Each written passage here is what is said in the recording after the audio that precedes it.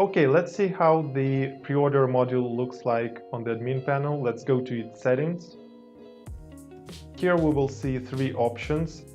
Login customer for Notify. If disabled, both registered and guest visitors will see this Notify button and will be able to type in their name, their email, and subscribe to the product that is currently out of stock.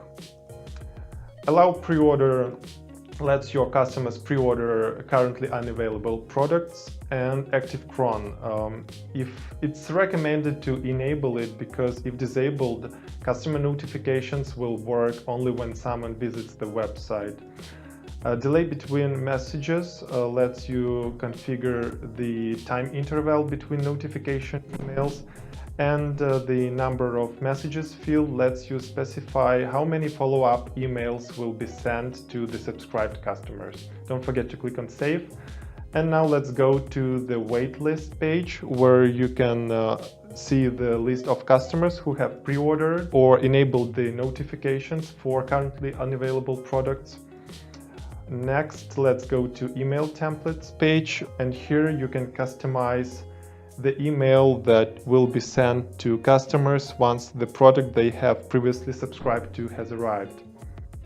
Once you are ready with the general settings, you can start configuring the modules functionality for each product individually.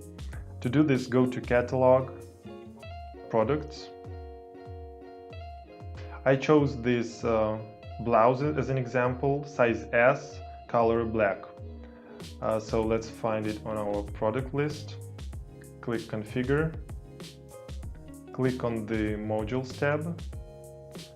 Here you can see our pre-order products module. Click Configure.